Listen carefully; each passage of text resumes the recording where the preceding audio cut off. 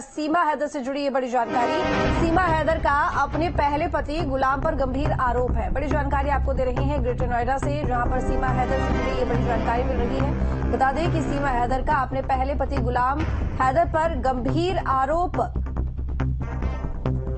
तो सीमा हैदर ने अपने पहले पति गुलाम हैदर पर गंभीर आरोप लगाया है। सीमा हैदर जो कि लगातार सुर्खियों में बनी रहती हैं किसी न किसी वजह से, और अब एक बार फिर उन्होंने अपने पहले पति हैदर पर गंभीर आरोप लगाए हैं।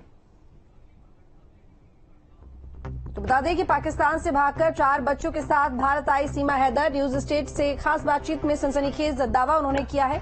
सीमा का आरोप है कि उसके बच्चों को बेचा जा सकता है और इसके पीछे पाकिस्तान का बर्नी ट्रस्ट है जो गुलाम हैदर को फंडिंग कर रहा है।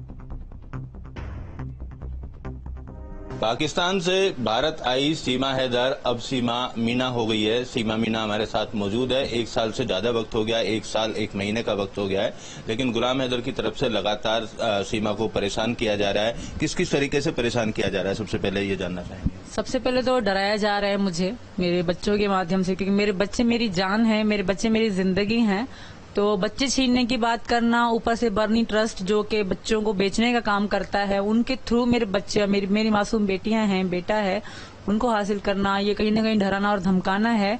और हम भी कानूनी कार्रवाई कर रहे हैं। मुझे भी विश्वास है भारत की अदालतों पे, सरकार पे, यहाँ क्योंकि बेटी बचाओ बेटी पढ़ाओ का नारा है, तो हमें विश्वास है। मैं हिंदुस्तान के शरण में आई हूँ। मैं अपने प्रधानमंत्री जो है हमारे मोदी जी और योगी जी के शरण में हूँ। मुझे उन पर विश्वास है। मैंने किसी के साथ कुछ गलत नहीं किया। गुलाम हैदर ने हमें खुद तलाक देके गया था। उसके बाद भी अगर कोई व्यक्ति, किसी का परिवार लापता हो जाता है तो वो सऊदी में बैठ के इंतजार नहीं करता कि कब मीडिया में आएंगे फिर मैं बोलूंगा। अगर 1 दिन 2 दिन भी किसी का परिवार मतलब कहीं लापता हो जाए तो इंसान को उसी समय हैदर अगर मेरे साथ होता, कांटेक्ट में, तो जब मैं 2 महीने मतलब मैं इंडिया में भारत में रह रही थी, मैं मई में आई थी, तो 4 जुलाई को मतलब ये बातें सारी बाहर निकली थी कि मैं मतलब आई हुई हूँ।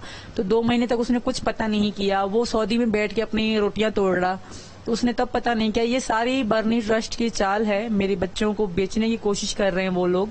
तो हम भी कानूनी कार्रवाई कर रहे हैं उन पे, और हमें पूरा विश्वास है भारत सरकार पे, यहाँ की अदालतों पे। दुख होता है मुझे। मेरी गलती तो क्या है, मेरी गलती तो बताओ। बस मैं सनातन धर्म में आई हूँ। इस चीज से उनको इतनी चिढ़ हो गई कि हर तरह से मुझे परेशान करते हैं। कभी झूठी ऑडियो, कभी झूठी फोटो, कभी कुछ, हमेशा कुछ न कुछ वायरल करने की कोशिश करते हैं मेरी इज्जत गिराने के लिए।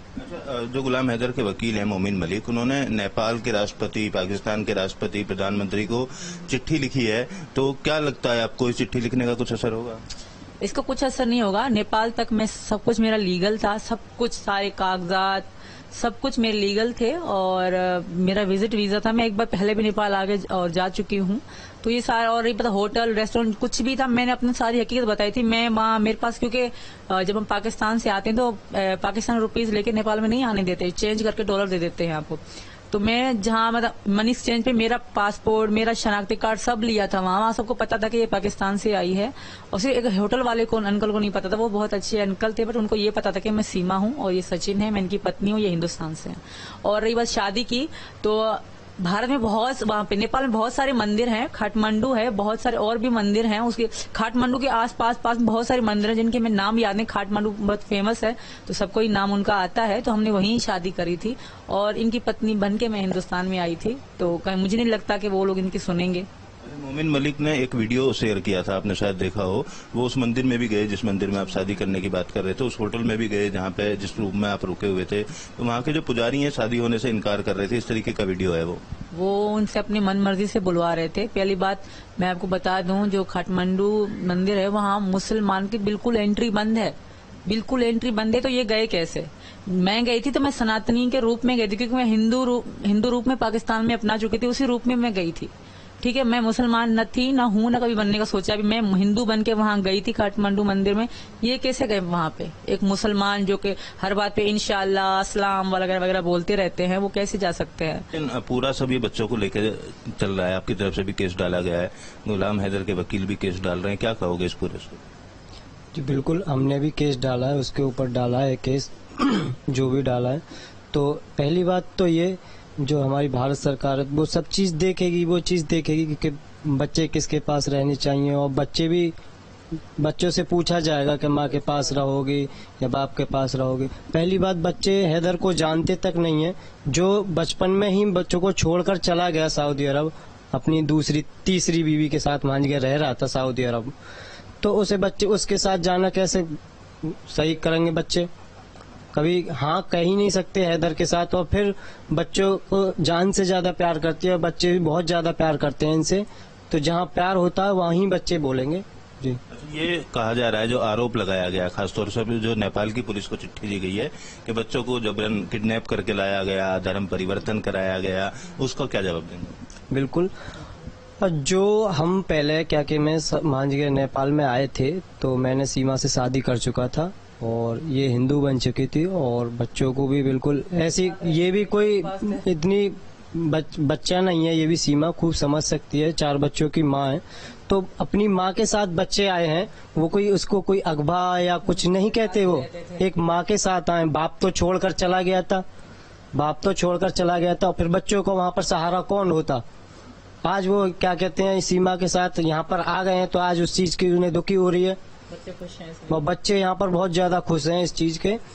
तो तुम चिंता मत करो, पहले भी 2 बच्चे हैं तुम्हारे साथ के, उनका ध्यान रखो। इनका बच्चे का अच्छे से अच्छे हम भविष्य देख रहे हैं, अच्छे से अच्छे बच्चों की शिक्षा दे रहे हैं।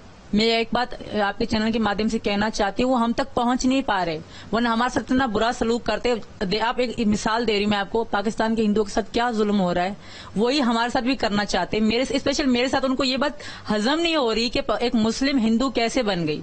बस कहीं न कहीं ये उनके मन में आग लगी हुई है और मेरे बच्चे बेचने की कोशिश करे जा रही है। हैदर हर तरह में अपना फायदा सोच रहा है और हैदर को मतलब पैसे मिल रहे हैं बाहर से, बहुत पीछे से फंडिंग हो रही है उसको।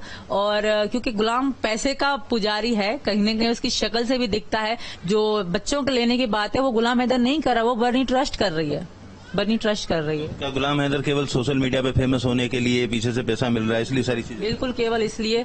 और जो हमें परेशान कर रहे हैं, क्योंकि सनातन धर्म के वो वैसे ही खिलाफ हैं पाकिस्तान के लोग, तो उनके कहने से गुलाम हैदर मुझे परेशाान कर रहा है। धन्यवाद बातचीत करने के लिए। हमारे साथ सीमा हैदर और सचिन दोनों थे। इनके बच्चों को लेकर पिछले काफी दिनों से लगातार पाकिस्तान की तरफ से पत्र लिखे जा रहे थे, उनके वकील पत्र लिख रहे हैं, और इनकी तरफ से भी खास तौर पर अब कानूनी कार्रवाई उन लोगों के खिलाफ की जा रही है जो लगातार सोशल मीडिया पर इनको टारगेट करते हैं। साइबर क्राइम पुलिस पूरे मामले की जांच कर रही है। वीडियो जर्नलिस्ट सोमेंद्र के साथ Amit Chaudhary, News State, Greater Noida. फिलहाल यहाँ रुकेंगे एक छोटे से ब्रेक के लिए, लेकिन उससे पहले